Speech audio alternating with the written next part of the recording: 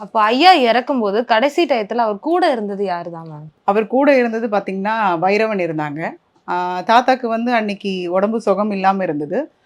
கடைசியா அவர் கலந்துக்கிட்ட ஒரு விஷயம்னு பார்த்தீங்கன்னா, அதுக்கு ஒரு முன்னாள் வந்து ஒரு காஞ்சிபுரம் நெனைக்கிறேன். அதுல ஒரு பொதுக்கூட்டம் நடந்தது. அதுல கலந்துக்கிட்டாங்க. அதுக்கப்புறமும் வந்து பார்த்தீங்கன்னா, மறுநாள் கரெக்ட்டா 1ஆம் தேதி அக்டோபர் 1 கடைசியா அவர் மாலை போட்டதுன்னு பார்த்தீங்கன்னா, சிவாஜி கணேசனுக்கு தான். அவங்க வீட்ல போயி மாலை போட்டு வந்தாரு. அவருக்கு வந்து ரொம்ப அதீத பற்றாளர் சிவாஜி கணேசன். ஸோ அவருன்னா என்ன வேணாலும் குடுப்பாருன்றது தெரிஞ்ச விஷயம். ஸோ அந்த மாரி இருக்கும்போது, சரி அவர போய் நேர்ல பார்த்து வாழ்த்து தெரிவிக்கணும்னு சொல்லிட்டு, அந்த முடியாத சூழ்நிலையில கடைசியா அவர் மாலை போட்டு அவர வாழ்த்திய ஒரு விஷயம் வந்து அது மட்டும் தான் உண்மையான தகவல். அதுக்கப்புறம் நைட்டு படுத்தாங்க, முடியல, காய்ச்சல் இருக்குன்னு சொன்னாங்க. மாத்திரை போட்டு படுத்தாங்க. காலையில எழுந்திரிக்கும்போது அவர் எழுந்திரிக்கல.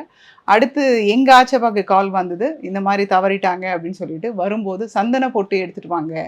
ஏன்னா தாத்தாக்கு வைக்கணும் அப்படின்னு சொல்லிட்டு. இழைச்சு தான் வைப்பாங்க. ஸோ அதனால அது எங்க ஆச்சப்பா கொண்டு போனாங்க. ஸோ இதுதான் உண்மையான தகவல். இதுக்கு நடுவுல வந்து இப்படி கைய புடிச்சு பேசுனாங்க, பண்ணாங்க அப்படின்றதுக்கு, இந்த தலைவரும், அந்த தலைவரும் எப்ப சந்திச்சுக்கிட்டாங்கன்றது இவரு என்ன பக்கத்துல இருந்து பார்த்தாரா என்ன?